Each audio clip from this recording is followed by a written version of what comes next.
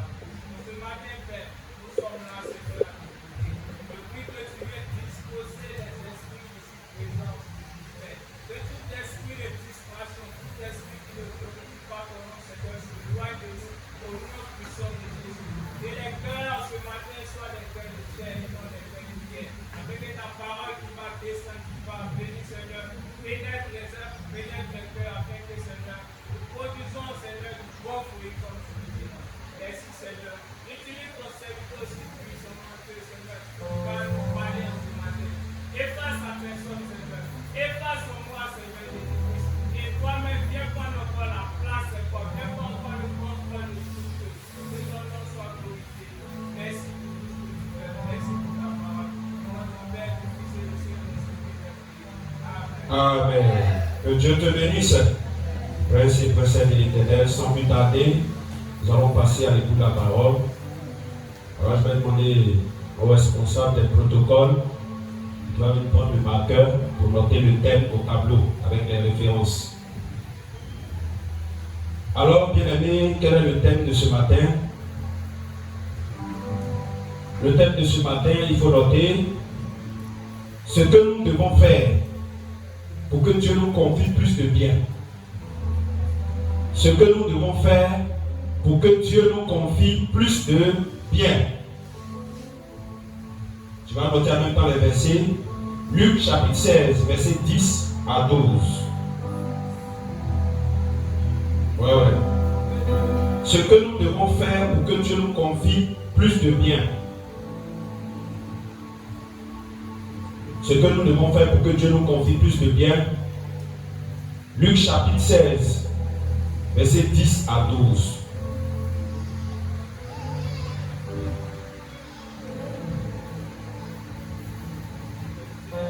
Luc 16, versets 10 à 12.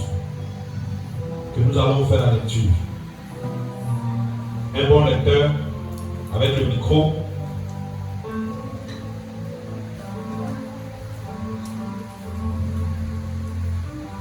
Ce que nous devons faire pour que Dieu nous confie plus de bien. Luc 16, versets 10 à 12. Donne le micro à un lecteur. Envoie là-bas.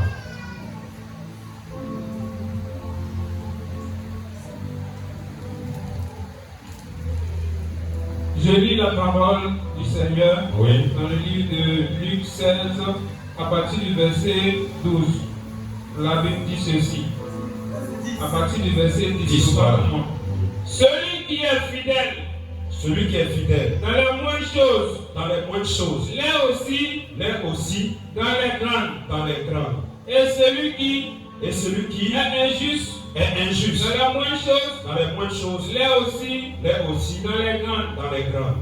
Si donc vous n'avez pas été fidèle dans les richesses injustes, qui vous confiera les véritables.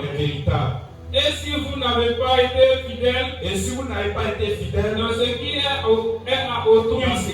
autrui, qui vous donnera ce qui est à vous. Amen. Voilà, sois béni. Donc le thème, ce que nous devons faire pour que Dieu nous confie plus de bien. Bien aimé, beaucoup disent, j'attends d'abord d'avoir beaucoup pour bien gérer. Mais si tu ne sais pas gérer le peu que tu as, tu ne peux pas bien gérer quand tu auras beaucoup. J'attends d'avoir beaucoup pour être fidèle. Si tu n'es pas fidèle avec le peu que tu as, tu ne seras pas fidèle quand tu auras beaucoup. Et si Dieu nous dit ça, la pensée qui ressort, la révélation que Dieu veut nous faire, c'est pour nous dire que s'ils ne sont pas fidèles dans les petites choses, lui ne va pas nous confier les grandes choses. Parce que si déjà lui-même il sait que si quelqu'un n'est pas fidèle dans les petites choses, il ne sera pas fidèle dans les grandes choses. Alors Simon dit en même temps que si on n'est pas fidèle dans les petites choses, ne nous attendons pas à recevoir de lui de grandes choses. Donc, si tu veux que Dieu te confie davantage, les biens c'est dans plusieurs domaines, mais ce matin on va parler du côté financier et matériel. Mais les biens que Dieu nous confie, ça peut être les dons spirituels, ça peut être l'église, ça peut être une responsabilité, ça peut être un ministère. Dieu te donne d'abord le peu et il regarde ta gestion. Si elle est bonne, il va te confier beaucoup. Dieu te donne de l'argent, petite somme d'argent. Si tu es fidèle dans la gestion de cette petite somme, il va commencer à augmenter le quota au fur et à mesure. Donc ne nous asseyons pas pour dire, ou bien ne nous levons pas pour prier, pour dire à Dieu, donne-moi beaucoup de biens, pour que je fasse ton œuvre. Alors Seigneur, si tu me bénis, c'est là que je vais financer l'œuvre de Dieu. C'est là que je vais faire ceci, je vais faire cela. Tu as une bonne vision, certes, mais commence à accomplir cette vision-là déjà au moment où tu n'as rien. Dieu veut voir ta fidélité dans le peu qu'il t'a donné, avant de te confier beaucoup. Parce que si tu n'es pas fidèle dans les moindres choses, tu ne seras pas fidèle dans les grandes choses.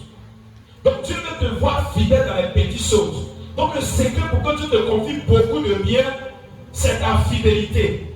Et la fidélité, c'est la bonne gestion, la bonne administration des biens que Dieu te donne vont amener Dieu à te donner davantage.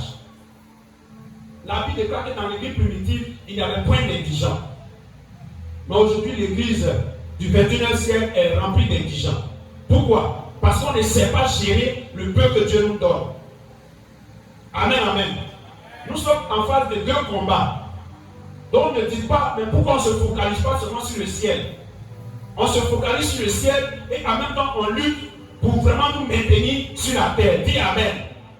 Parce que quand Dieu a créé Adam et Ève, qu'il les a placés dans le jardin, il a enlevé tout souci du bien matériel. Pour que Adam et Ève soient consacrés à la recherche des biens spirituels.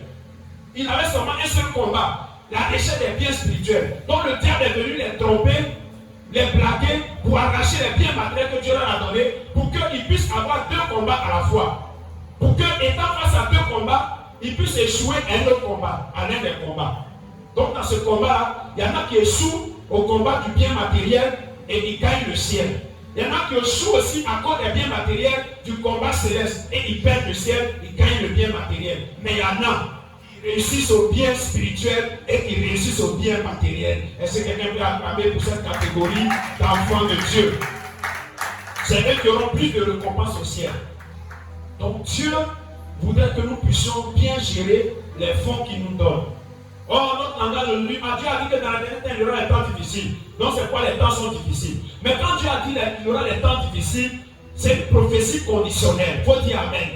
Il dit qu'il y aura les temps difficiles car les hommes. Il n'a pas dit qu'il y aura les temps difficiles et les hommes. Pour dire que c'est à cause de ce que les temps seront difficiles que les hommes vont se comporter comme ça. Mais il dit car les hommes. Pour dire que les temps seront difficiles parce que les hommes seront comme ça. Sinon, s'ils ne sont pas comme ça, le temps ne sera pas difficile. Et l'un des secrets, c'est la bonne gestion des biens que Dieu te donne. Si tu sais bien gérer le peu que Dieu te donne, Dieu va te donner beaucoup.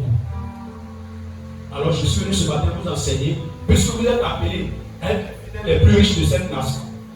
Je vous donne le peu, je vais vous enseigner comment gérer ce peu-là, pour que cette prophétie qui est relâchée sur votre vie puisse s'accomplir au temps marqué. Est-ce que tu peux acclamer le Seigneur ce matin? Est-ce que tu peux acclamer le Seigneur? Donc, premier point, la mauvaise gestion du peu que Dieu nous donne est la raison pour laquelle Dieu ne nous donne pas de grands biens. La mauvaise gestion du peu que nous avons est la raison pour laquelle Dieu ne nous confie pas beaucoup. Sinon, il a dit qu'il veut qu'on prospère à tous égards et qu'on soit en bonne santé, qu'on prospère l'état de notre âme. Donc, premier point, la raison pour laquelle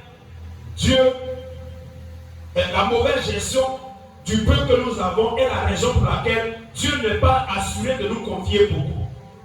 Et la raison pour laquelle Dieu ne nous confie pas beaucoup. Parce que nous gérons mal le peu qu'il nous donne, le peu que nous avons entre nos mains. Nous ne savons pas gérer ce peu-là. C'est pourquoi Dieu ne nous confie pas beaucoup. Et vous allez noter Luc chapitre 16, verset 1 à 3.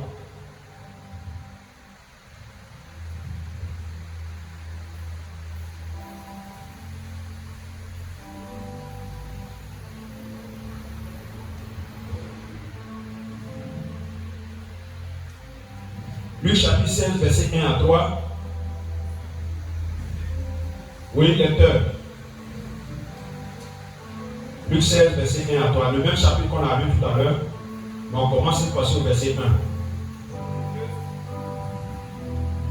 Jésus dit aussi à ses disciples. Jésus dit aussi à ses disciples. Un homme riche avait un économe. Un homme riche avait un économe. Il lui fit dénoncer comme dissipant ses biens. Il lui fit dénoncer comme dissipant ses biens. Il l'appela et lui dit, qu'est-ce que j'entends dire de toi? Qu'est-ce que j'entends dire de toi? Rends compte de ton administration. Rends compte de ton administration. Car tu ne pourras plus administrer mes biens. Car tu ne pourras plus administrer mes biens. L'économe dit en lui-même. L'économe dit en lui-même. Que ferai-je? Que ferai-je? Puisque mon maître m'ôte l'administration de ses biens. Puisque mon maître m'ôte l'administration de ses biens. Travailler à la terre, je ne le puis. Mendier, j'en ai honte. On continue. Je sais ce que je ferai. Pour qu'il y ait des gens qui me reçoivent dans la maison. Quand je serai destitué de mon emploi. Et faisant venir chacun des débiteurs de son maître, il dit au premier, combien dois-tu à mon maître? 100 mesures d'huile. Répondit-il. Et il lui dit, prends ton pied, assieds-toi vite. Et écris 50. Il dit ensuite à un autre. Et toi, combien dois-tu? 100 mesures de blé, répondit-il. Et il lui dit, prends ton pied. Et écris 80. Reste là. Amen. Et écris 80. Donc la mauvaise gestion est la raison pour laquelle Dieu ne nous confie pas assez de biens. Puisque nous sommes ses enfants et qu'il est celui à qui appartient l'or et l'argent, on doit se demander pourquoi ses propres enfants sont misérables, pourquoi ses propres enfants n'ont rien, ou bien ont le minimum vital. La raison pour laquelle on a le minimum, tandis que notre Père a tout en sa possession, c'est la mauvaise gestion. Et dans la mauvaise gestion, dans le cas de cet homme, c'est le fait de dilapider la gentillesse. Amen. La gentillesse. On se croit gentil plus que Dieu.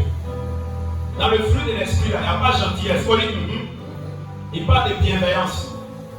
Il n'a pas dit gentillesse. Je ne sais pas s'il y a un mot gentil, si le mot gentillesse est dans la Bible. Vous l'avez pas vu?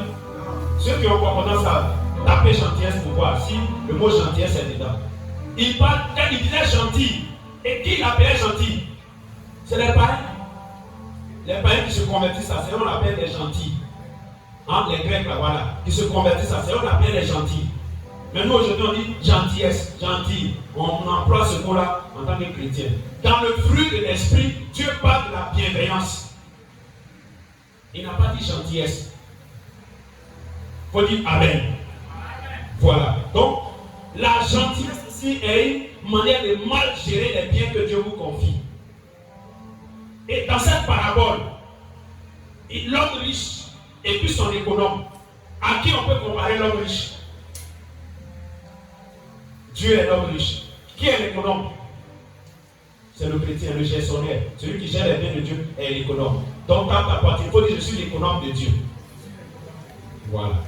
Quand on établit un fonctionnaire comme économe dans un collège, les biens, les institutions, l'argent des gens, ce n'est pas son argent.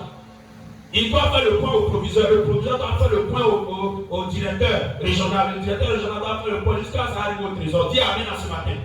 Il ne fait pas de cet argent-là, il n'applique pas cet argent comme si c'était pour lui. Donc imagine, un économe à l'école, vous venez vous inscrire, l'instruction qu'on lui remet, tout cet argent et puis vient partager aux élèves en classe. Les élèves ont dit quoi? Il est comment? Il est gentil. Mais au niveau de son travail, qu'est-ce qui va se passer? Et ils vont le chasser. Donc la gentillesse n'est pas la bienveillance. La gentillesse, c'est prendre les gens qui ne t'appartiennent pas et puis partager aux gens. Ah, il est gentil. Ou bien, l'argent qui est destiné à autre chose, prendre ça et puis faire pour montrer aux gens que tu es bien. C'est la gentillesse. Dieu dit d'être bienveillant. Bien et puis veillance. Dans veillance, il y a veiller. Tu veilles en faisant le bien. Oh, est-ce que quelqu'un peut acclamer le Seigneur ce matin? Donc, le maître lui a dit, à partir de là, tu ne vas plus gérer mon bien. Et par la suite, on va nous montrer comment il a mal géré. Quand il a entendu ça, il allait appeler les débiteurs. Toi, tu viens ici, tu dois combien à mon maître? On dit 100 bouteilles. Il dit bon, il faut écrire. Combien? 50. C'est-à-dire, il faut payer 50 sur les autres, c'est là. C'est ton poisson. Il appelle un deuxième. Tu dois combien? Il dit, il doit 100. Il dit, il faut écrire 80. 20 qui est dessus là, ça c'est pour toi. Le monsieur va dire quoi? Ils vont l'appeler comment? Gentil. Les gens du village l'appelaient l'homme le plus gentil. Mais quand l'homme riche est venu, il a chassé de son emploi. Il faut rester là être gentil. Dieu va te chasser de ton poste d'économe. Pour dire, je refuse ça au nom de Jésus.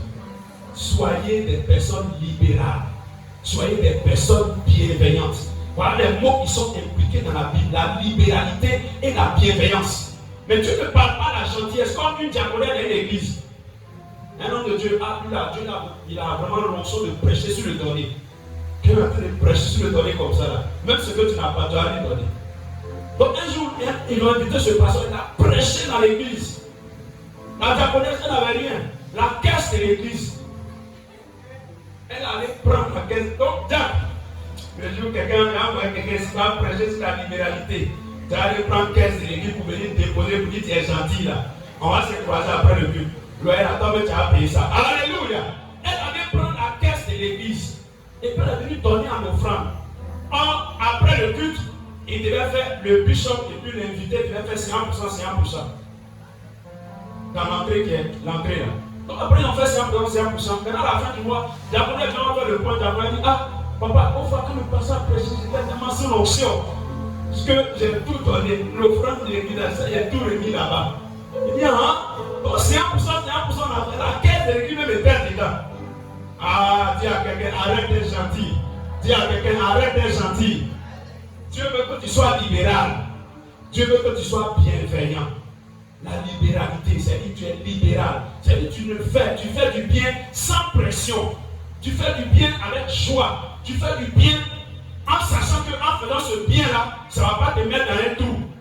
Parce que l'apôtre Paul a dit, il n'est pas question de vouloir faire du bien aux autres, tandis que vous-même, vous faites du mal. C'est ça la gentillesse. Vouloir faire du bien aux autres en te faisant du mal.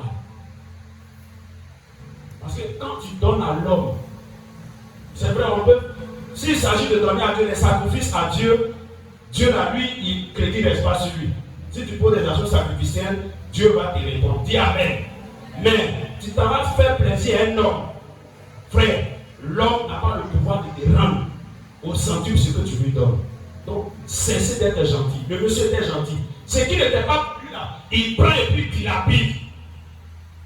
Donc, dans l'argent que tu gagnes là, l'argent que Dieu te donne là, ce n'est pas pour toi-même. Dis Amen.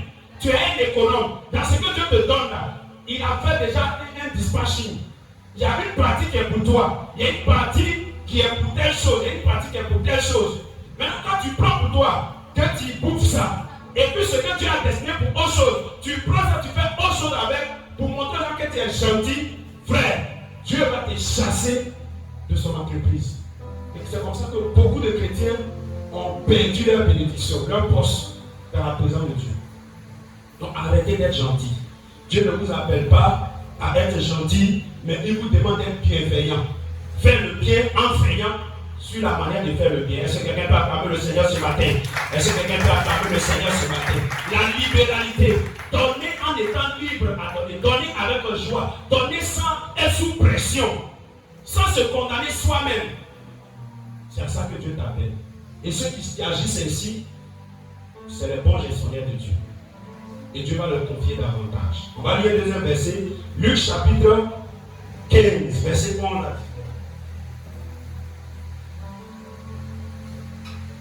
Donc, on a dilapidé la gentillesse, Deuxièmement, comment on gère mal? Luc 15, versets 11 à 14.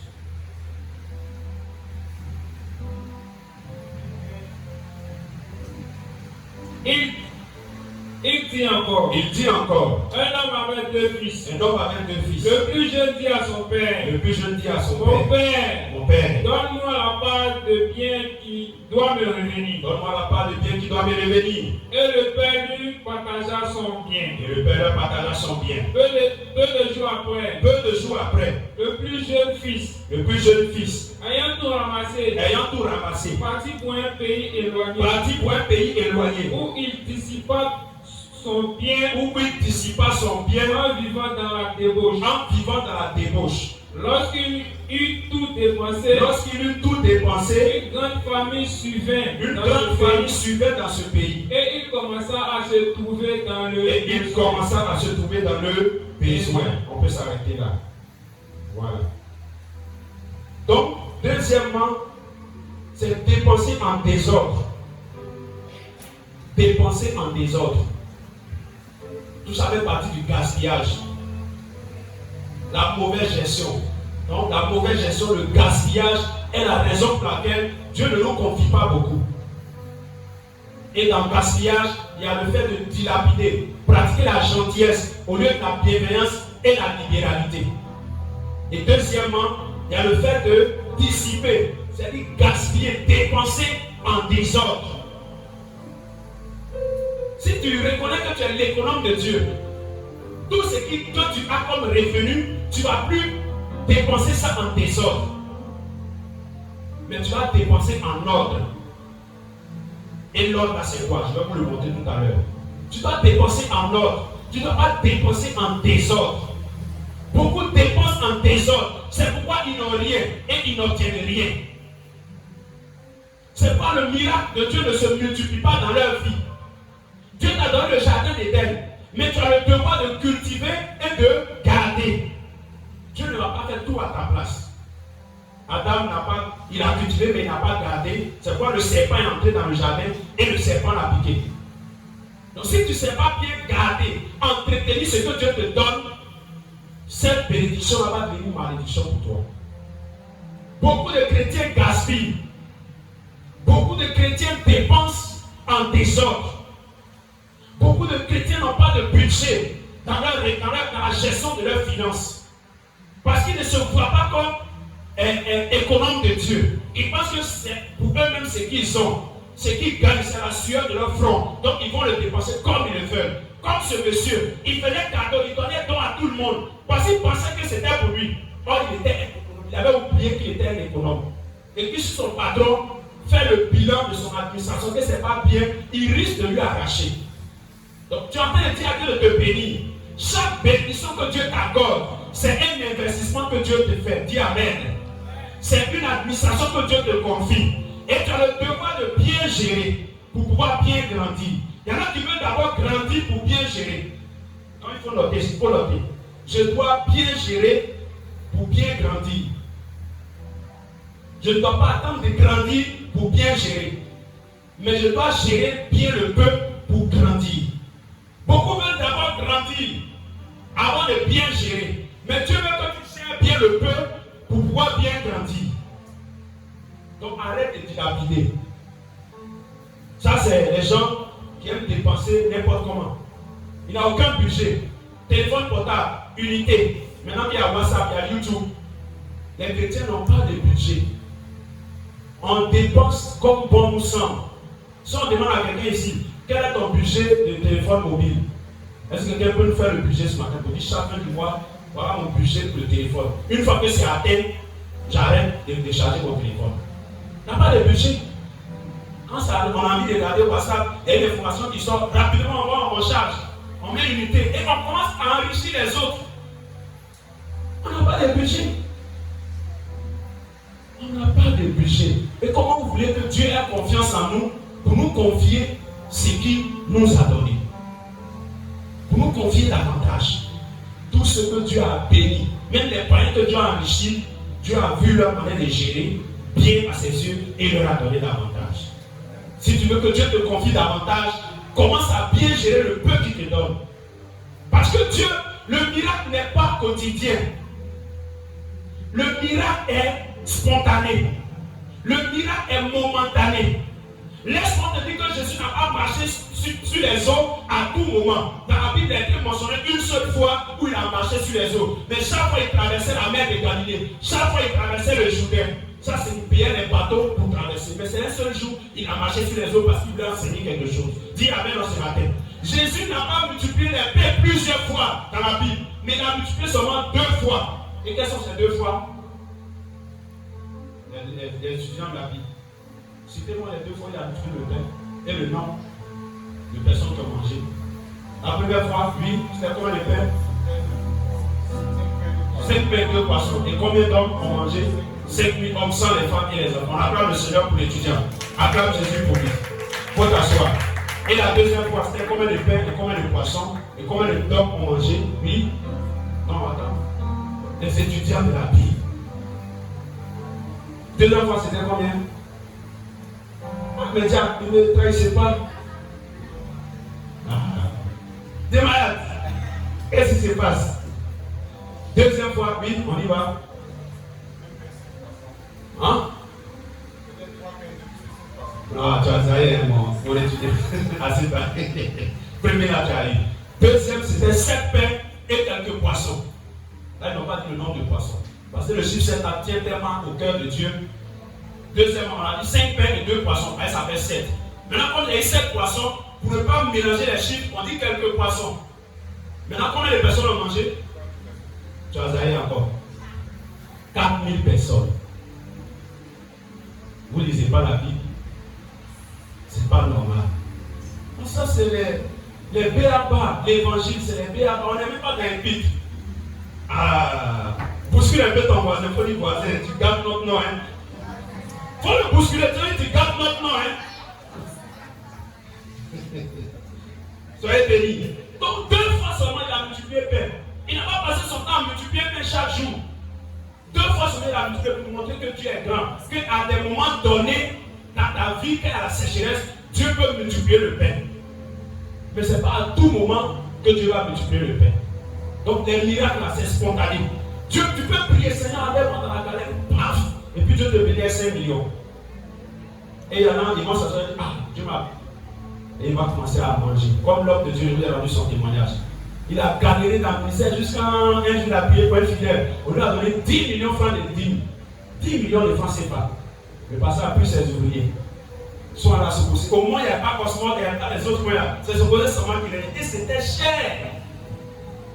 Mais peut-être les sandwichs aujourd'hui, on peut avoir à 2700 là-bas. Peut-être 10 000, 5 000. Il prend ses ouvriers, ils s'en vont là-bas. Asseyez-vous, Dieu nous a bénis. 10 millions. Le temps, une semaine, chaque jour, il partait là-bas. C'est notre Canaan. On est arrivé à Canaan. Alléluia. On dit, c'est pas que quand on arrive à Canaan, le pain cesse. Qu'est-ce que la manne cesse de tomber. Parce qu'on va cultiver maintenant la terre pour pouvoir produire. Donc il y a une fois de ta vie, les occasions viennent rarement. Quand Dieu t'accorde cette occasion-là, c'est le moment de budgétiser, de réfléchir comment gérer ce que tu as obtenu. Parce que 5 millions tu as eu là, Dieu ne va pas l'année prochaine donner encore 5 millions, encore 5 millions, encore 5 millions. C'est trop facile. Donc il faut savoir bien gérer le peu qu'il te donne pour pouvoir bien grandir.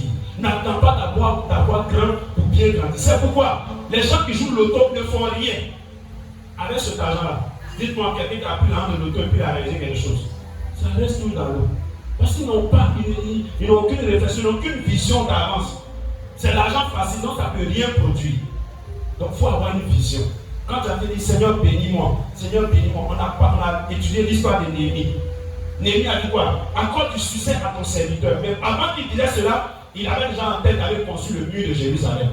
Donc quand la bénédiction est tombée, il a su comment gérer cela. Donc chers chrétiens, je vous en prie, soyez intellectuels, soyez sages, ne soyez pas seulement intelligents, soyez aussi sages. Et sachez gérer le peu que Dieu vous confie. Sinon, les temps difficiles vont vous détruire. Et beaucoup vont aujourd'hui, les parents sont en train de se suicider, mais les églises sont en train de se vider. Les gens n'ont plus le courage de venir à l'église. Parce qu'il a cru que Dieu allait le bénir chaque jour. Un jour, Dieu l'a béni, lui a donné 5 000. Il ne savait pas que ces 5 000 là, il devait investir pour commencer à vendre arachide. Et puis dans l'arachide là, il va avoir chaque fin du mois 500, mais chaque jour 500, il va garder 300, il va garder 200. Il a amené tous les 5 000 en même temps. Donc il va attendre encore une autre saison quand la roue va tourner jusqu'à... Et puis ça va arriver sur lui, un miracle va encore se produire. Ne vivez pas sur la base des miracles. Dis Amen en ce matin. Dis Amen en ce matin. Le chrétien vit sur la base des principes. On envoie les miracles pour les païens. Pour qu'ils voient Dieu et viennent à l'église et marchent dans les principes. Donc tu veux voir Dieu, chrétien marche dans les principes. Parce que les miracles ne vont pas toujours s'enchaîner dans ta vie. Dieu fait un miracle et ça te propulse. Et tu commences à vivre les principes. Que Dieu te bénisse en ce matin. Donc arrête de dépenser inutilement. Est-ce que tu as un budget? Tu n'as pas de budget par rapport à ton téléphone. Tu n'as pas de budget par rapport à la nourriture. Hein? Quand tu es là, tu as mis les mains biscuits, tu prends, tu manges. Quand tu veux boire lait, tu bois lait. Tu veux manger, tu vas aller chez Aboki, tu vas chez Aboki. Aucune gestion. Et on vit comme ça dans la routine. On attend, ceux qui travaillent, les salariés attendent la fin du mois pour avoir le peu encore et puis vont faire la routine. Donc le salaire là, c'est pour un temps, pour que toi-même tu sois, au lieu de continuer à être employé, Dieu veut que tu sois déployé. Ah, je crois qu'il y a quelqu'un qui m'entend ce matin. L'emploi te donne l'occasion d'être déployé. Arrêtez d'être employé. Dieu veut que vous soyez déployé. Déployé, c'est-à-dire que tu as toi maintenant qui emploi. Au lieu de rester là, d'être toujours employé. Et tu restes employé, tu ne peux jamais devenir riche. Tous ceux qui sont riches, c'est ceux qui étaient déployés, qui ont leur propre entreprise et qui ont des succursales partout. Que Dieu te bénisse. Deuxièmement, deuxième mauvaise gestion, l'avarice. Luc chapitre 12. Ah, Luc là, le Seigneur nous parle beaucoup dedans aujourd'hui. Luc 12, verset 15 à 20.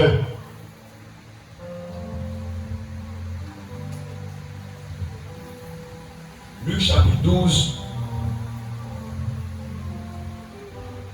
Luc chapitre 12, verset 15 à 20. Rapidement, les pères, soient rapides. Luc 12, verset 15 à 20. Puis il leur dit, gardez-vous avec soin de toute avarice. Car la vie d'un homme ne dépend pas de ses biens. Fut-il dans l'abondance. Et il leur dit cette parabole.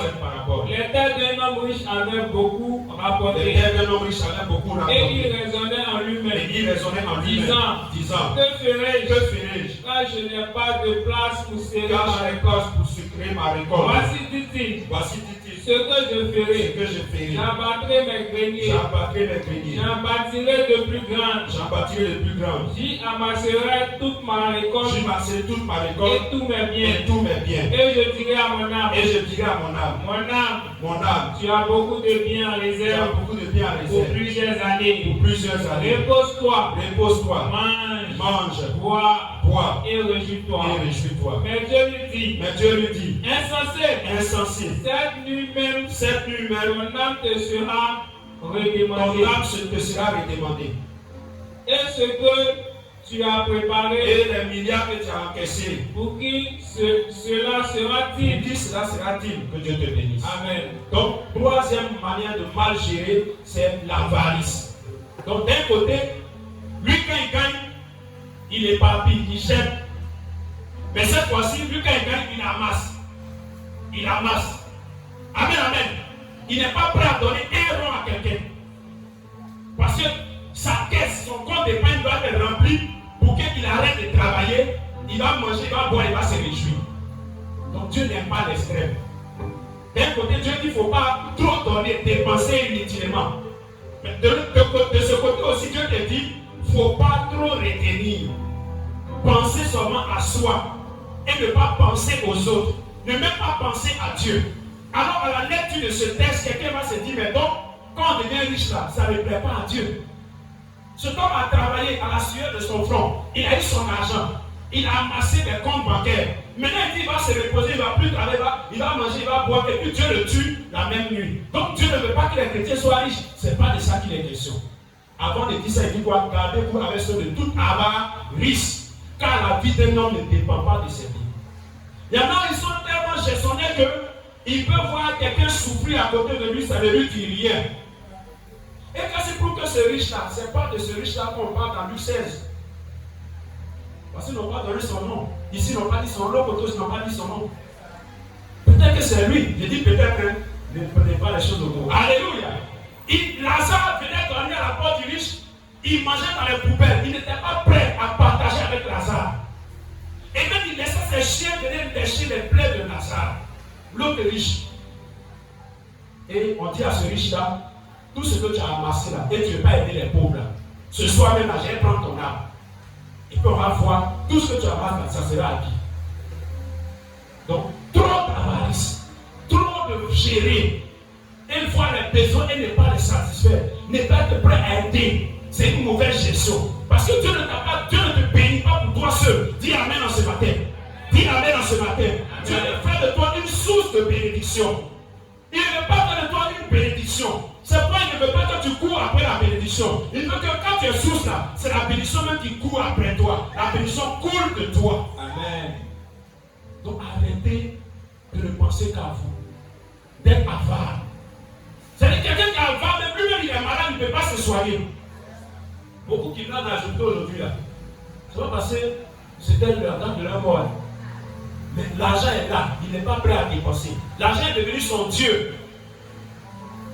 C'est quoi de l'autre côté, Jésus a dit quoi? Ne soyez pas, vous ne pouvez pas servir 2 maîtres à la fois. Dieu et puis maman. L'argent est Dieu pour certains. Tu as souffert. Même pour te faire plaisir, tu ne peux pas. Toi-même d'abord. Quelqu'un qui n'est pas se faire plaisir, est-ce qu'il va faire plaisir à quelqu'un d'autre? Quelqu'un qui est là, il a 5 000 francs sur lui. Et il se dit, ah vraiment 5 000 francs c'est géré, il faut que je garde ça. Je préfère aller au Gabadrome, manger Gaba 50, ou bien Gaba 300, poisson 50 francs. Je ne sais pas si ça existe encore. Il préfère bourrer son ventre. Par lui-même, il n'est pas prêt à se faire plaisir. Parce que l'argent est Dieu pour lui. Dieu dit tout ce que tu es en train d'amasser là, c'est à qui ça va servir. Ton âme te sera redemandée ce soir. Et là, Dieu est plus sévère. Parce que de l'autre côté, qu'est-ce que Dieu a fait? Il a laissé en vie et puis il a chassé de l'entreprise. Mais ici même là, il dit, je vais prendre ton âme. Et puis bien là, ça va rester. Donc, dilapider même, c'est encore plus mieux que l'avarice. Dis, parce que dilapider, là au moins on te chasse. Peut-être tu vas aller tourner, tu vas chômer, un jour tu vas avoir travail. Mais avarice ça, Dieu même enlève ton âme. Il est tellement fâché avec toi. Il enlève ton âme. Parce que dilapider là, au moins Dieu peut gagner un peu dedans souvent. Dis Amen dans ce matin. Voilà. Et Dieu est un businessman. Voilà. La femme qui a envoyé toute la caisse de l'église. Au moins l'homme de Dieu a eu un peu dedans. Dis Amen. Mais l'avarice, Dieu ne gagne rien dedans. Il dit, ah d'accord. Je n'ai pas d'intérêt, d'accord. Je prends ton âme et puis bien on va voir à qui ça reste. Mais ne soyez pas dilapideur. Dis Amen dans ce matin. Avec tout qu'on fait, il y a une conséquence quelque part. Est-ce que quelqu'un peut acclamer le Seigneur si la parole de la acclame Jésus ce matin? Donc, bien aimé, un bon gestionnaire n'est pas avare. Parce qu'il budgétise ses finances. Donc, il sait tel fonds va servir à telle chose. Il sait que ce que Dieu lui donne là, il y a pour les veuves et les orphelins dedans. Il sait que ce que Dieu lui donne là, il y a pour l'homme dedans. Il sait que ce que Dieu lui donne là, il y a pour sa famille dedans. Il sait que ce que Dieu lui donne là, il y a pour le loyer dedans, il y a pour les factures. On va en arriver là tout à l'heure. Les jeunes qui travaillent, ils sont encore sous couvert. C'est un temps que Dieu te donne pour te préparer. Dis, mais quand on est sous couvert, on n'a pas de responsabilité. Donc ce qu'on gagne, il n'y a pas de budget, on dilapide. Et on attend que Dieu fasse un miracle pour qu'il nous établisse. Il ne va pas le faire. Troisième point, mauvaise gestion, le vol. Oui, ok. Le vol.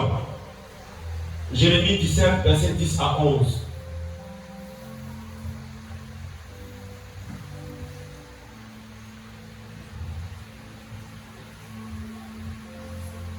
Jérémie 17, verset 10 à 11. Jérémie 17, verset 10 à 11. Moi l'Éternel, j'éprouve le cœur, je sonde les reins, pour rendre à chacun selon ses voies, selon le fruit de ses œuvres, comme une perdrix qui couvre des œufs qu'elle n'a point pondus. Comme une perdrix qui couvre les œufs qu'elle n'a point pondus, Tel est celui qui acquiert des richesses injustement. tel est celui qui a fait des richesses injustement. Au milieu de ses jours, Au milieu de ses jours, il doit les quitter. il doit les quitter. Et à la fin, Et à la fin, il n'est qu'un il insensé. n'est qu'un insensé. Amen. Amen. Voilà. Donc le vol et la mamaille pour avoir des biens matériels. Donc celui qui vole, c'est m'a dit que ce que Dieu lui donne là, ce n'est pas suffisant. Ce que Dieu lui donne, ce n'est pas suffisant. Il faut que lui-même, par ses propres forces, il ajoute sur là-dessus. Donc quand tu voles, Dieu ne va pas te confier beaucoup. Ne soyez pas des voleurs. Et il donne l'exemple. Il dit que comme une perdrix qui couvre les œufs qu'elle n'a pas pondus. Donc toutes les fois que tu voles de l'argent, tu voles des biens matériels, tu ressembles à une perdrix qui s'en va s'asseoir sur les œufs de poule. Les œufs que toi tu n'as pas pondus là, c'est sur ça que tu es en train de t'asseoir. À la fin là, tu seras un insensé. Donc chrétien, arrêtez de voler. Arrêtez de prendre les choses qui ne vous appartiennent pas. Tu es dans une entreprise, tu travailles pour les gens, on t'a confié les affaires financières. Il faut gérer les comptes. Même si on te donne 5 francs, accepte les 5 francs là. Et puis gère-toi avec les 5 francs. Si tu sais bien gérer les 5 francs, Dieu va te bénir et il va augmenter ton revenu. Est-ce que quelqu'un peut acclamer le Seigneur? Est-ce que quelqu'un peut acclamer le Seigneur? Ce n'est pas le salaire qui est important. John Robert dit qu'il a fini ses études et qu'il est venu en Côte d'Ivoire dans les années 1970. Il n'y avait pas, son diplôme était tellement grand que les entreprises encore ne pouvaient pas l'embaucher. Mais il a tempêté une entreprise qui a décidé de le prendre, mais avec un salaire dérisoire de 40 000 francs. Non, de 22 000. Dans les années 70, avec un salaire de 22 000. Il dit, je suis fils de Dieu. 22 000 là. Je sais comment je vais faire, puis Dieu va multiplier ça. Il faut dire Amen. Il a accepté les 22 000. Quelques mois après, son patron a relevé son salaire à 40 000. Quelques mois après, son patron a relevé son salaire à 60 000. Quelques mois après, son patron a relevé son salaire à 160 000. En un temps record. Est-ce que quelqu'un peut acclamer le Seigneur? Est-ce que quelqu'un peut acclamer le Seigneur? Tu gères bien, Dieu va relever ton niveau. Tu gères bien, Dieu va toucher le cœur de la personne qui est en face et tu seras béni. Mais si tu voles, la parole de Dieu s'accomplit toujours. Cette parole-là, on peut l'attribuer à qui aujourd'hui? De notre siècle là? Les brouteurs. Vous voyez que les brouteurs meurent comment? Certains meurent dans la fleur de l'âge. Et puis d'autres deviennent. C'est ce que la Bible a dit. Je vais répéter, vous allez lire, vous allez comprendre. Il dit comme une perdrix qui couvre des œufs qu'elle n'a pas pondus. Tel est celui qui acquiert des richesses injustement. Au milieu de ses jours, il doit les quitter. C'est-à-dire qu'il doit mourir. Et à la fin, il n'est qu'un insensé. Donc s'il ne meurt pas, il devient insensé. Or, ce qu'on appelle insensé, c'est les fous. Oh, à part la Bible de la vérité.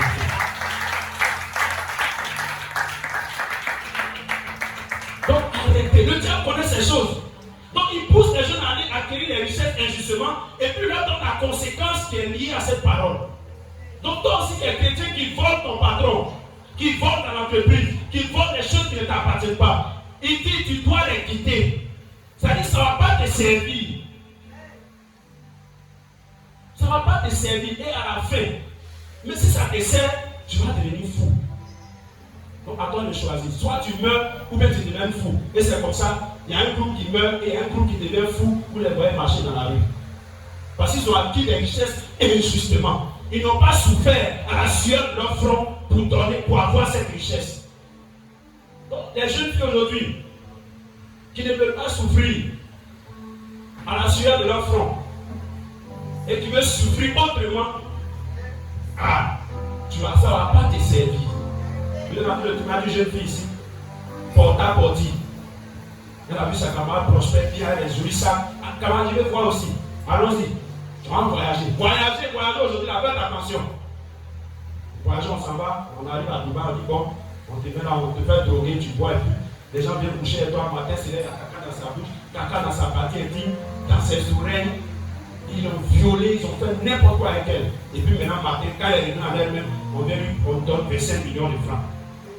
Ça, c'est inconsciemment. Mais on dit consciemment, si tu acceptes encore, ils vont faire ça vis-à-vis, ils ne vont pas te droguer. Ils vont faire vis-à-vis, puis ils vont augmenter encore 25 millions. Donc, tu as quitté, si tu as encore, tu vas avec 50 millions. Elle dit, rien dit à faire.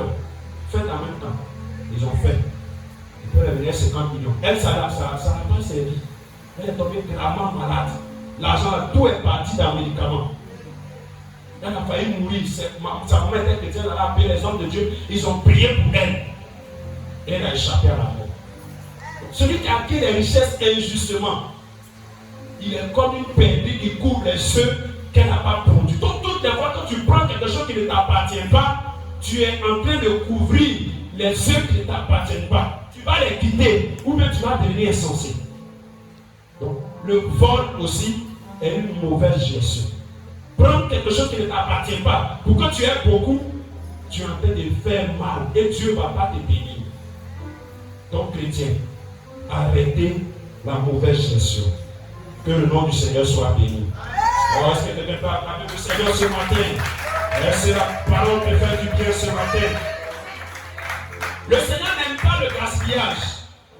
Jean chapitre 6, verset 5 à 14. Tu vas lire à la maison. La Bible dit que quand Jésus a opéré le miracle des 5 pains et 2 poissons, les 2 fois qu'il a opéré le miracle, il a toujours dit aux disciples, prenez le reste, que rien ne se perde. Maintenant qu'il gaspille les 50 francs, il y a l'appelé bonbon, tu vas avoir plein de ventes. Bonbon, c'est un franc, si tu mets dans la caisse, ça peut faire quelque chose à la fin de l'année. Dis amen à ce matin. C'est que tu gaspilles là, ça doit servir. Dieu dit, que rien ne se perde. Pour dire que même 5 francs, ta manière de gérer 5 francs que Dieu te donne, c'est important aux yeux de Dieu. Chrétien, vous n'êtes pas prospère, vous manquez de tout parce que vous n'arrivez pas à bien gérer le peu que Dieu vous donne. Quand tu ne gères pas bien, Dieu ne peut pas te donner assez. Alors, on va terminer. Comment gérer le peu que Dieu nous donne pour qu'il nous donne davantage? Petit grand 2. Comment gérer le peu que Dieu nous donne pour qu'il nous donne davantage?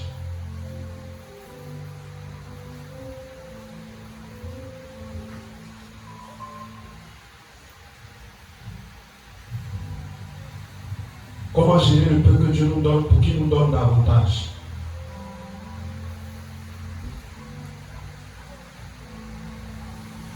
Alléluia.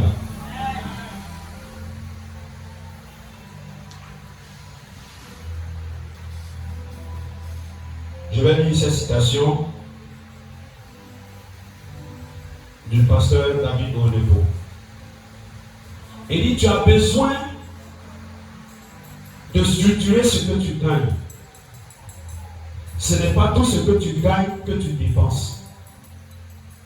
Que tu sois fonctionnaire, homme de métier, homme d'affaires, ce n'est pas tout ce que tu gagnes que tu dois dépenser. Il faut structurer l'argent que tu gagnes. Il faut structurer ton salaire. Il faut structurer quelqu'un qui vit par la foi aussi, comme tous les hommes de Dieu. Beaucoup d'hommes de Dieu aujourd'hui ne savent pas structurer l'argent que Dieu leur donne. C'est pourquoi ils sont obligés de mendier à leurs fidèles. Ah, mon fils, c'est comment est-ce que je peux avoir 500 là-bas, je vais gérer la popote, c'est chaud à la maison. Alléluia! Alors Dieu qui t'appelle ne peut pas prendre soin de toi. C'est parce que tu gères mal. Demander là, c'est humiliant. Il faut dire, c'est pas facile. Je suis passé par là. Qui a une fois demandé? Même si tu es le grand frère, tu vas devenir petit comme pigeon qui est mouillé. Tu ne seras pas canard mouillé, mais canard qu'on veut le suivi. C'est pas facile. Mais tu seras pigeon mouillé. Tu vas trembler comme ça. Demande à personne. Demander là, c'est pas facile. C'est demander à Dieu qui est facile. Sinon, demander à l'homme. Frère, si je te dis que c'est facile, j'ai menti. Dis demande à Dieu, c'est lui le Père créateur. L'homme est en train de souffrir à toi. Quand tu as lui demander, tu dois où? Tu te demandes quel vocabulaire tu vas utiliser même pour le convaincre. Donc en partant même déjà en route, tu es en train de faire une lettre dans ta tête. Quand je vais arriver, je vais commencer comme ça. Je vais d'abord le saluer. Je vais d'abord lui dire merci pour tout ce qu'il a déjà fait. Alléluia! Il faut que le tout son cœur pour qu'il me donne. C'est pas facile, mon frère. Atalabou si atalabou, avant que l'homme enlève son 5 francs. Surtout dans ces moments où nous sommes arrivés. Dans les autres temps, c'était facile. Comme les gens qui sont dit, un moment, l'argent était à temps ramassé. Mais à un moment donné, même ces francs qui étaient à terre. Alléluia! Quand tu vois quelque chose qui est rond, tu t'en vois là, c'est. Il y a les plastiques qui sont en pierre là. Tête de pierre, capuchon de pierre là. Ça me trompe beaucoup souvent. Quand tu ces pièces, quand on a poussé dessus, le capuchon de pierre. C'est ça qui est versé aujourd'hui. Parce que les gens boivent tellement pour se consoler, tellement c'est dur. Donc arrêtez de quémander. Dis amen. Arrêtez de mendier. La mendicité n'est pas de Dieu. Il dit, tu n'emprunteras pas, mais tu prêteras à beaucoup de nations. Parce que celui qui emprunte est l'esclave de celui à qui il emprunte. Donc si vous savez bien gérer, le peu que vous gagnez, vous n'allez pas mendier. Dis amen ce matin. Je ne dis pas qu'un coup tu vas devenir riche, mais tu vas faire que jour par jour, la manne va tomber et tu vas manger. Est-ce que quelqu'un peut acclamer le Seigneur? Est-ce que quelqu'un peut acclamer Jésus de Nazareth? C'est des principes que j'ai compris. Et Dieu, c'est vrai, je n'ai pas levé l'argent, mais je ne m'en dis pas. Dis amen. Quand mes collègues passent me voient, ah ça, tu grossis là, qu'est-ce qui se passe? Non, ils dorment dans la villa, je suis dans le bureau ici et dors. Mais je suis en bonne santé. Dis amen. J'ai la paix du cœur. Dis amen. Donc David de repos dit, tu as besoin de structurer ce que tu gagnes. Ce n'est pas tout ce que tu gagnes que tu dépenses. Comme vous les faites, il dit, ce que je gagne aujourd'hui, je mange tout. Si demain n'est pas content, il va envoyer pour lui. Ça prend beaucoup de chrétiens vivre. À la fin du mois, quand on paie son salaire, du 1er au 31, l'argent a fini. Et puis maintenant, il attend la prochaine fin du mois. Il est là. À quand la fin du mois? Mon frère, vivre par la foi est mieux. Hein? Alléluia!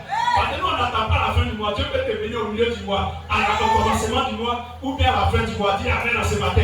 Mon frère, vivre par la foi. Arrête de vivre par l'espoir dans les hommes. Tu comptes sur ton patron. Tu as tellement foi en ton patron. C'est pourquoi des fois, il te dit, ah, ce mois-là, c'est un peu chaud. Hein? Au lieu de 40 000, tu devais 30 000. Mais quand tu comptes sur le Seigneur, c'est pas facile. Mais tu tiens. Quand Dieu te bénit, tu es content. Est-ce que tu peux acclamer Jésus de Nazareth? Est-ce que tu peux acclamer le roi de Dieu? Donc voici, c'est les principes de sagesse que David de repos a eu dans sa vie. Et aujourd'hui, il est l'homme le plus riche des pasteurs. Il est reconnu mondialement. Il n'a pas commencé comme ça. Depuis son commencement, du début de son ministère, quand il a tout abandonné pour servir Dieu, c'est les principes de sagesse qu'il a connu, il a appliqué à sa vie et ça l'a amené à ce niveau aujourd'hui. Et si tu l'appliques aussi, ça va t'amener à ce niveau. Écoutez ce qu'il dit. Il dit, je n'ai jamais loué dans ma vie une maison que j'avais besoin de prières pour payer. J'ai besoin de mes prières pour les choses essentielles. Pas de prier pour les frais de scolarité. Toutes les fois que tu vis au-dessus de tes moyens, tu es en train de dire à Dieu qu'il est trop lent. Seigneur, tu es trop lent. Alors je suis là, je dois vivre dans le château. Et puis je dors dans un magasin. Tu es trop lent. Oh. Comme tu es lent, moi-même je vais aller, tu dois louer le château, tu vas payer. D'accord? C'est qu'il t'a pas dit de louer. Lui ne va pas payer. Dis amen. Dieu ne paye pas les frais de courant que lui n'a pas gaspillé. Dis amen en ce matin. Dis amen en ce matin. Il dit, je n'ai jamais loué dans ma vie une maison que j'avais besoin de prière. Aujourd'hui, beaucoup de pasteurs sont stressés quand la fin du mois arrive. On va payer le loyer là comment? Ils souffrent dans leur cœur. D'autres aussi mettent leurs enfants comme tel. Son enfant est à l'école Prince. Mon enfant aussi doit être à l'école Prince. Ma fille allait à l'école Paloma. Parce que là-bas, j'ai pas besoin de prières pour payer. Là-bas, on paye sans stress. Est-ce que quelqu'un peut acclamer le Seigneur? Est-ce que quelqu'un peut acclamer le Seigneur? C'est le principe. Quand tu marches avec les sages, tu deviens sage. Donc, ne vous stressez pas pour rien au monde à cause des autres. Et quand les amis viennent, pas ça, c'est comme il y a quelqu'un une autre fois. C'est comment? Il faut que tu prennes par la foi, va prendre une villa. Dieu va payer ça à la fin du mois. Parce que j'ai compris. J'ai compris.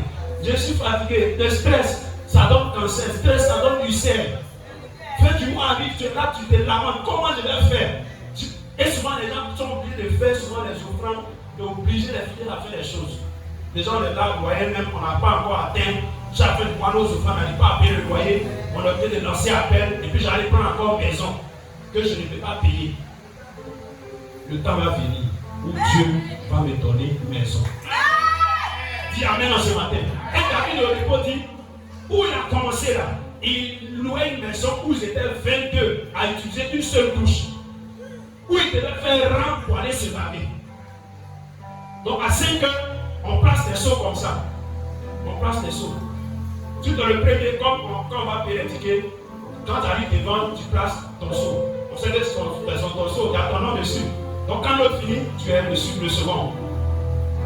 Il dit, il a vécu dans ça. Pour 22 personnes devaient utiliser une douche. On fait le rang pour aller se laver. Quand l'autre est rendu, tu lui demandes, est-ce que tu as un poisson? Depuis là, tu tues là-bas, là, quand il ne sait pas, faut sortir derrière de laver aussi. Oh, est-ce que quelqu'un peut acclamer le Seigneur? Est-ce que quelqu'un peut acclamer le Seigneur? Il dit, il ne s'est pas dérangé dans la vie. Il a vécu comme ça, calmement. Et un jour, il dit, même instrument là, il n'a pas tant qu'il a trouvé son ministère, il dit, au moment où 5 personnes peuvent m'entendre, je n'ai pas besoin de micro. Donc il y a un collègue, souvent les collègues, les amis, les mauvais conseils. Il y a un collègue qui est venu un jour pour dire, mais frère, il me dit comme ça, c'est quand tu envoies les instruments. Il dit, le jour où tu vas envoyer, on va avoir les instruments. Oh, est-ce que quelqu'un peut acclamer le Seigneur, c'est matin? Il dit, quand tu vas envoyer, on va avoir. Souvent, c'est les gens du dehors là, ils aiment mettre pression sur les autres. Mon collègue a dit, il a vu des moyens. Il dit, je préfère sur les principes de quelqu'un qui a déjà réussi. Toi, nous devons rater quelqu'un qui est ici. Ce n'est pas toi tes conseils, moi j'ai su. Quelqu'un qui a déjà réussi là, c'est lui qui a su son conseil. Dis Amen en ce matin. Dis oh yes en ce matin. Et David au dépôt dit, en ce moment où il parle, où son ministère est grand, il roule voiture dans sa maison. Parce que, est-ce que toi tu peux marcher d'ici à Simones? Bon, nous les jeunes on peut le faire, mais les vieux, où est comme ça, donc il marche pour aller d'une chambre à l'autre. Vous quittez dans sa chambre de conjugale pour aller au salon, il est dans les voiturettes aujourd'hui, les voitures électriques, les petites voitures là. Il est dedans et puis il roule, il s'en va dans la chambre, soit il va au salon. Quand il va aller dans la chambre secrète aussi, il s'en va là-bas doucement. Alléluia! Mais si tu dis non, David le dépôt roule une voiture dans sa maison, moi aussi, j'ai la foi comme David le dépôt. J'ai allé prendre une maison où j'ai une voiture dedans. Va, tu vas prendre.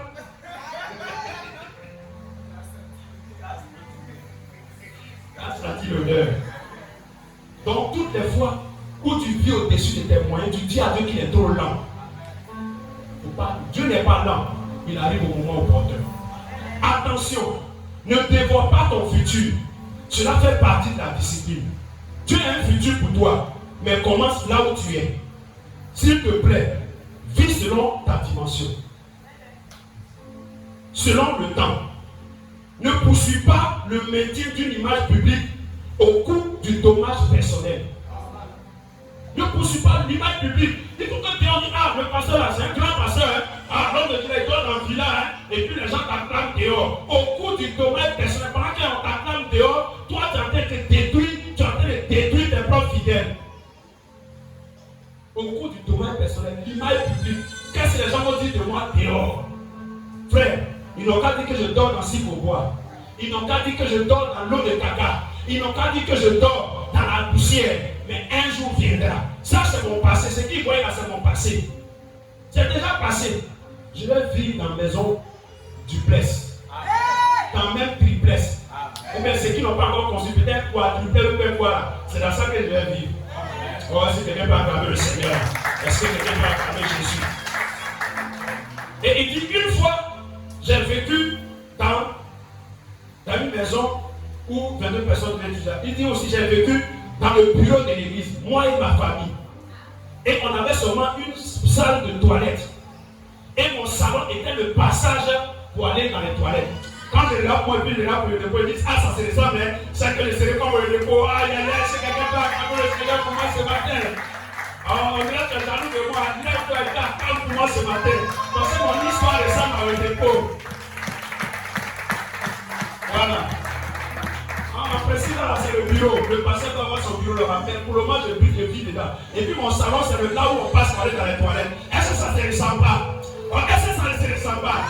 Tu m'attends pas là, attends pour moi. Frère, arrêtez de vous détruire. Arrêtez de vous détruire. L'image publique au coût du dommage personnel. Quand j'ai compris ça, j'ai été délivré. Aujourd'hui, je suis en paix. je suis en paix. Je suis tranquille. Je n'ai pas de stress. Et je sers Dieu. Je loue Dieu. J'adore Dieu. Et puis je suis tranquille. Au moment où Dieu va vouloir que je sois dans le village, il va me donner. Et c'est pourquoi Dieu m'a donné une femme qui me comprend. Oh, est-ce qu'on peut acclamer pour nous ce matin? Est-ce qu'on peut acclamer? Oh, acclamer pour que je gagne.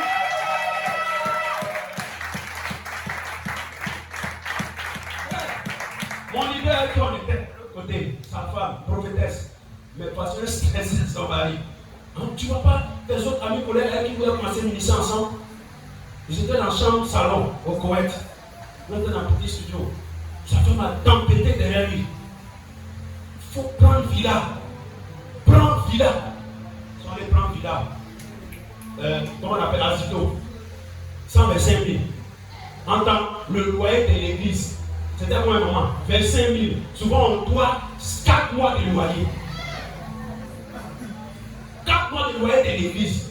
Et on se va prendre maison, villa, 125 000. Les responsables doit les encaisser à la fin du mois. Même les pasteurs assistants doivent payer à la fin du mois. Alléluia! Tout le monde encaisse tout le monde pour payer la villa. Loyer là. C'est pour Dieu. Si Dieu veut, il ne faut pas la payer. Comment le chasser d'ici là? Dieu ne va pas prendre là. Donc 4 mois, 5 mois, on ne paye pas le loyer. Et puis ça dit, Seigneur, tu m'as béni. Moi, quand c'est chaud, même souvent, je me dis, tiens bon, ça va aller. Oh, est-ce qu'on peut acclamer le Seigneur? Est-ce qu'on peut acclamer le Seigneur? Quand tu as réussi là, ça dépend de celle qui a fait les temps. Dans les frères qui voulaient marier les soeurs là, voyez-les bien. Hein? Voilà, voyez-les bien.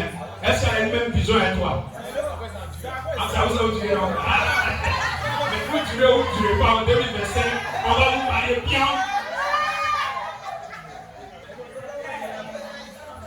Hein? Peut-être la soeur va rendre visite aux frères.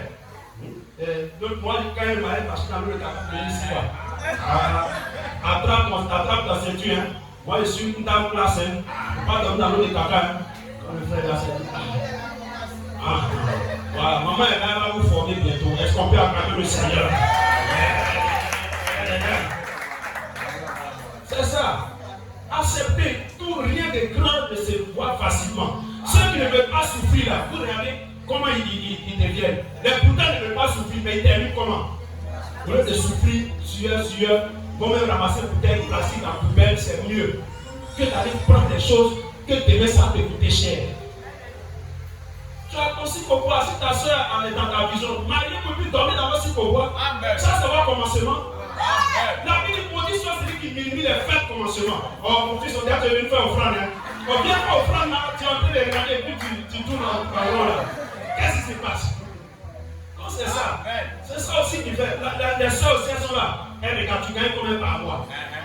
Au lieu de dire, on va gagner combien par mois, tu gagnes combien par mois? On va souffrir ensemble. Tout début n'est pas facile. Je vous dis encore pour maman. Au début du ministère, 300 francs encore offrande par dimanche.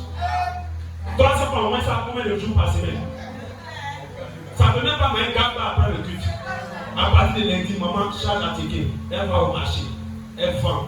Elle revient le soir avec marché. On prépare, on mange. Elle va, elle vient, on prépare. C'est ça. Hein? Mais c'est dans la prière sur tes genoux. Tu ne veux pas mettre tes genoux à terre. Tu ne veux pas mettre tes genoux à terre. Comment tu vas avoir une femme comme ça? Faut lui pas chocoyer. En Ghana encore. Mes filles sont là, mes filles sont là. Elles sont courageuses.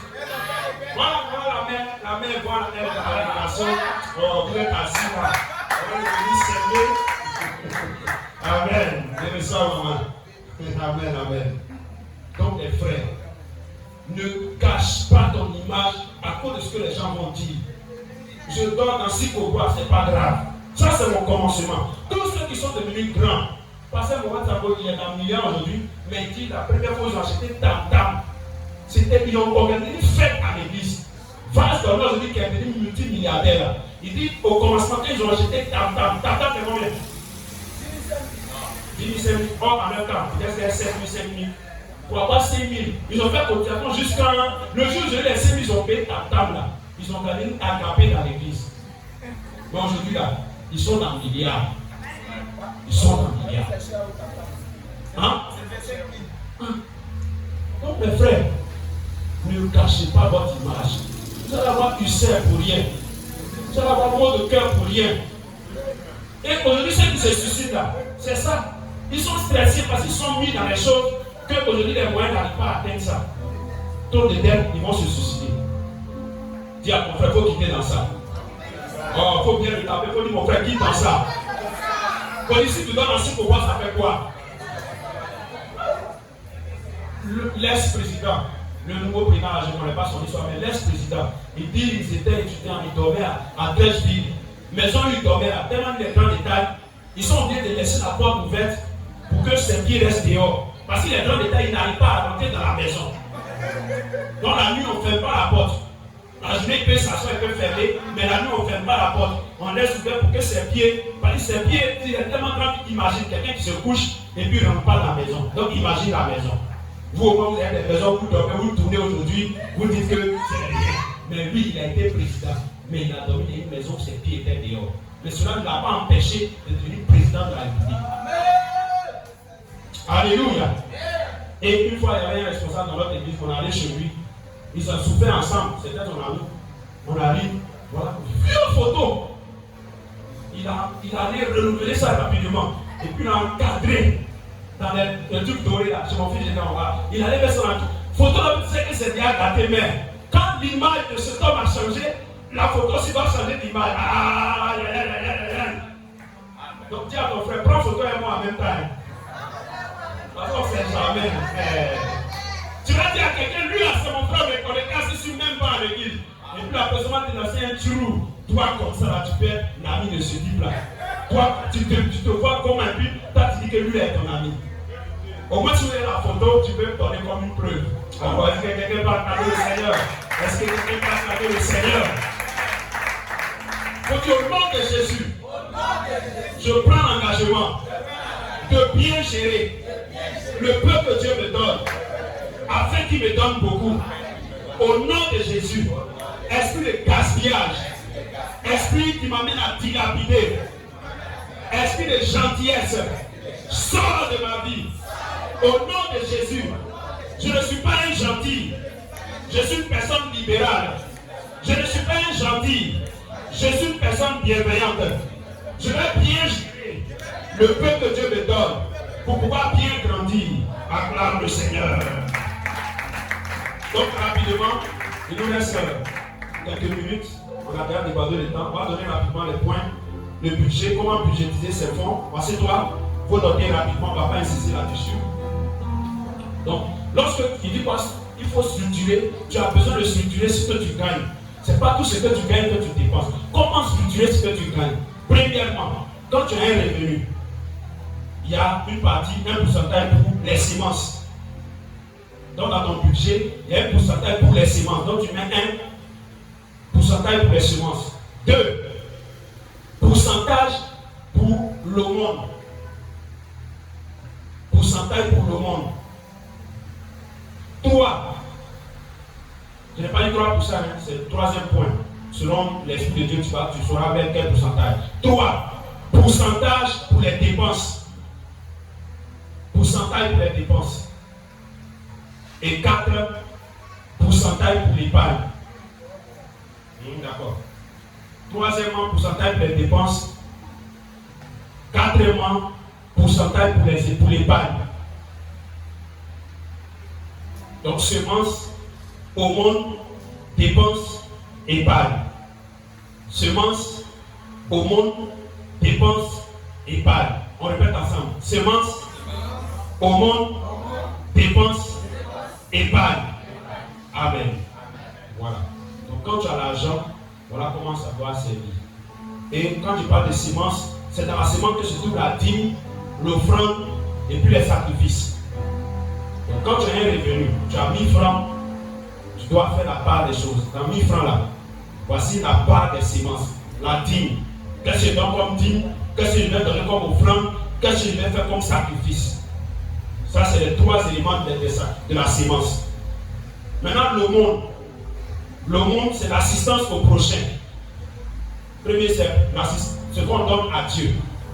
Dîme, offrande, sacrifice. Maintenant, ton prochain, un être humain, l'homme comme toi, ton frère, il y a une partie qui doit lui revenir. C'est ça qu'on appelle au monde. Et c'est dans au monde, on soutient les pauvres, les veuves et les orphelins.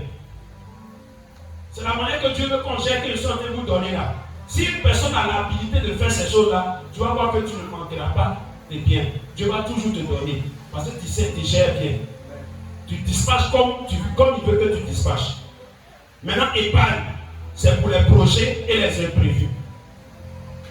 Maintenant qu'ils sont là, non, je vis par la foi. Quand ils gagnent tout, ils mangent. Maintenant, quand par lui le surprend dans le mois, l'enfant est malade, il tremble maintenant, il va aller me dire, ah mon fils est malade, aidez-moi, je vais payer son médicament. Dans ce que Dieu t'a donné là, il y a une partie qui est prévue pour les imprévus. Parce qu'il y a des imprévus. Dans le mois, l'enfant peut tomber malade. C'est pourquoi tu épargnes. Dans le mois, il peut avoir des imprévus. Tu n'as pas besoin d'aller quémander. Ah, ça m'est tombé dessus. Pardonnez, aidez-moi. Si tu sais bien que tu es là, tu ne vas pas mentir. Alléluia. Donc, dans ce que tu gagnes dans le monde, l'assistance au prochain, tu dois soutenir ton prochain. Par exemple, on a dit, la semaine passée, on a dit, ah, chaque fidèle doit donner 2000 francs. Notre maman, on a perdu une maman de l'église. Si tu savais budgétiser ton argent, ça sera facile de donner les 2000. Parce qu'il y a un quota que tu réserves pour le monde. C'est-à-dire pour assister le prochain. Les imprévus vont venir. Tu vas prendre dans le monde. On dit à tel frère qui est malade, on n'a qu'à l'aider. Ou bien la soeur a couché, on doit donner savon. C'est là maintenant que les gens vont aller chercher l'argent pour venir donner. Mais quand tu sais budgétiser, dès que telle chose arrive, tu sais qu'il y a un quota qui est réservé pour ça. Et puis tu enlèves dedans. Et c'est comme ça que Dieu aura confiance en toi. Et puis il va toujours te donner. Faut dire amen en ce matin. Faut dire amen en ce matin. Donc le prochain, l'assistance au prochain. Il faut savoir que ce que Dieu te donne, il y a pour ton prochain dedans. C'est quoi? Job a dit quoi? Est-ce que j'ai mangé seul mon père sans que l'orphelin ait sa part? Moi qui ai soutenu la veuve dès ma jeunesse. Les gens à qui Dieu a confié beaucoup là, ils savaient gérer selon Dieu. Il dit, moi qui ai soutenu la veuve depuis ma jeunesse. Moi qui ai pris l'orphelin comme mon enfant. J'étais un père pour l'orphelin. Donc dans ce que Job gagnait, il y a une partie qui était destinée à le monde. La Bible déclare que le centenier de la côte dite italienne, il continuait, il priait Dieu continuellement. Et il faisait quoi? Il faisait beaucoup de monde au peuple. Le monde, c'est ce qui revient au peuple, ce qui revient aux hommes, à ton prochain. Ce n'est pas à Dieu seulement. À Dieu et puis au prochain. Là, tu auras un angle droit. Donc, il y a le monde dans ce que tu gagnes. La part des orphelins dans ce que tu gagnes. Et comme tu n'arrives pas à enlever la part, Dieu te voit comme un mauvais gestionnaire. Il ne va pas t'aider. Il ne va pas te confier beaucoup. À partir d'aujourd'hui, commence à budgétiser. Dès que 1000 francs rentrent dans ta main, dis-toi que telle chose doit servir à ça, telle partie doit servir à ça, telle partie doit servir à ça, et telle c'est pour mes dépenses. Que Dieu nous bénisse. Est-ce que quelqu'un me suit ce matin? Dépenses, loyer, facture, et puis nourriture et famille. Il y en a qui n'ont jamais aidé leurs parents. Jamais fait un mandat à leur papa ou à leur maman. Je n'ai rien, je n'ai rien. Je dis honore ton père et ta mère afin que tu sois heureux et que tu vives longtemps sur la terre. N'attends pas d'abord d'avoir 1 milliard pour aider tes parents. Dans 1000 francs que Dieu te donne là, il y a un pourcentage qui est réservé aux dépenses. Dans les dépenses, il y a une partie qui doit revenir à ta famille. Mais quand nous on gagne, c'est seulement ce qu'on va manger, notre ventre va rassasier, ce qu'on va s'habiller, et puis c'est fini. Et puis je reviens aux jeunes soeurs qui n'êtes pas mariés, aux frères qui n'êtes pas encore, qui n'avaient pas encore votre propre toit. Dans les dépenses là, ce n'est pas tout que tu dois dépenser sur toi. Tu n'es pas encore chez toi, mais tu as commencé à travailler. Dans dépenses, il y a un pourcentage que tu dois garder pour ta caution. Dieu te permet d'abord d'être sous couvert pour avoir le temps de t'organiser à pouvoir sortir. Il y a l'homme qui quittera son père et sa mère et s'attachera à sa femme. Faut dire amen en ce matin. Donc tu ne vas pas rester toujours sous couvert. Au moment où tu es chez quelqu'un là, c'est une manière de te préparer à être chez toi. N'attends pas que la personne vienne te chasser pour dire qu'il faut partir. Le parent, quand son enfant dit, ah papa, j'ai grandi, j'ai un travail, j'ai improvisé, je peux prendre ma maison. Papa est fier. Que de venir dire, ah mon enfant, tu es grand maintenant, tu n'as pas lutté toujours avec tes petits frères. Il faut sortir aller chercher une maison. C'est humiliant. Donc dans les dépenses, toi qui n'as pas encore de responsabilité de payer facture, de payer le loyer, de payer la nourriture, tu dois commencer à économiser. Cette partie-là, comme tu n'as pas encore commencé, tu dois économiser pour te préparer à ça. Dites amen. Les jeunes filles aussi, tu es sous couvert et puis tu as un salaire. C'est maintenant que tu dois commencer à préparer ton ménage. Tes assiettes, tes gobelets, quand tu vas aller dans le foyer. Je loue toujours pour mon épouse. Acclame le Seigneur encore pour elle. Acclame le Seigneur pour elle. Comment tu n'es pas encore marié? Mais quand on a tout dans mariage, le ménage était déjà là. Tout était déjà disposé. On pense sur les cadeaux de mariage. Frère, enveloppe que tu vois, qui est déjà marié, non. Les enveloppes que tu comptes dessus là, quand tu vas aller débrouiller ta femme à l'hôtel, c'est les 500, les 1000 francs. Tu vas ton enveloppe, ah, moi, ma femme m'a jusqu'à la fin du mois. Il ne faut pas organiser. Il faut rester là, il faut compter sur l'enveloppe. Les cadeaux emballés là, c'est les verres et les assiettes. Verres, assiettes sans nourriture, on fait quoi avec ça? Oh, est-ce que quelqu'un va acclamer le Seigneur? Est-ce que quelqu'un va acclamer le Seigneur? Donc, jeune fille, au moment où tu n'as pas encore de responsabilité, il faut t'organiser. Quand tu as un salaire, il y a une partie pour les dépenses. Je ne suis pas encore autonome, donc j'économise pour commencer à préparer mon foyer. Et c'est ça que tu vas voir, c'est que tu vas t'envoyer mari, dis amen à ce matin. Dis amen à ce matin. C'est ça la foi. Mais aujourd'hui, on commence le foyer avec à plat, 0-0. Madame dit, ah, mais c'est comment?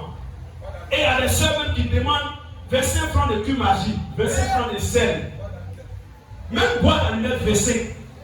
Tu as demandé à Jonathan, c'est que Jonathan va te montrer. Tu vas comprendre ici. On demande 25 à Jonathan.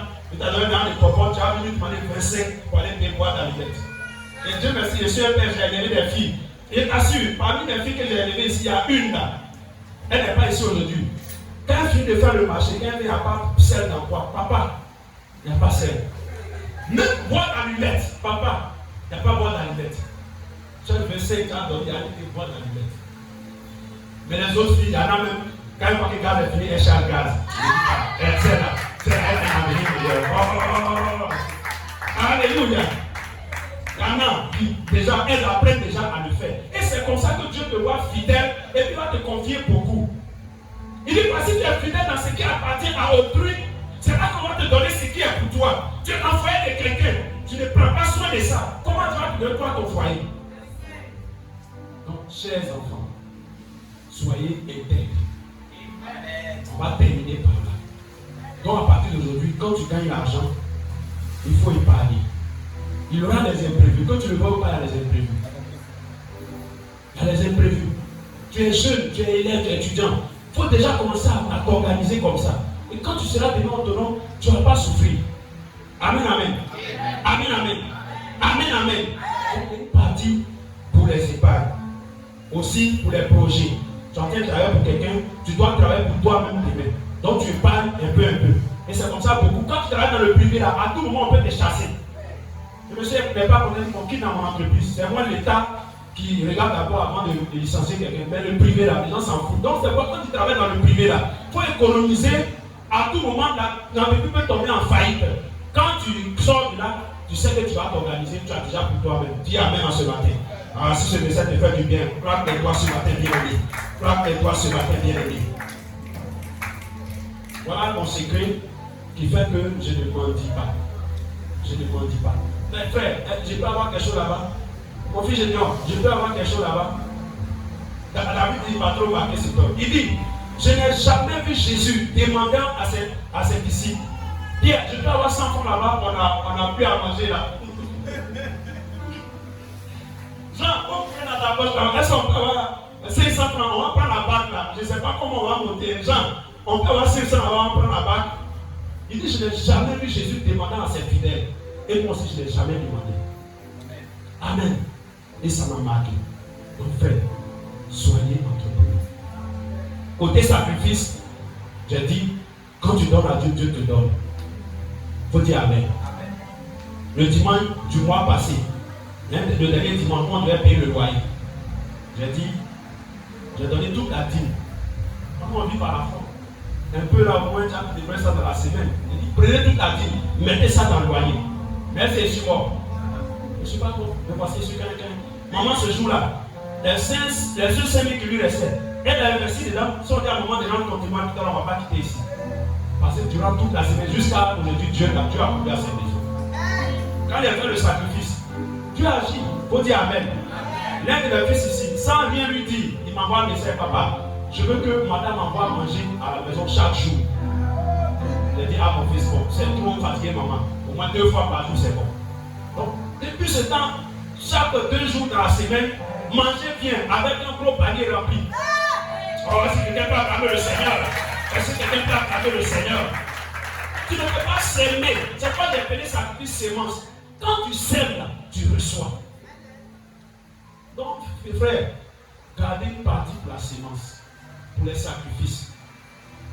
C'est parce que vous ne budgétisez pas vos fonds qu'à la fin du mois, quand on dit loyer, il y a certains qui donnent et puis d'autres ne donnent pas. Sinon, maman a prêché, s'il dit, l'église où tu es, tu dors, tu pries dedans, Dieu te bénit, tu dois prendre soin de cette église-là. Il faut dire Amen.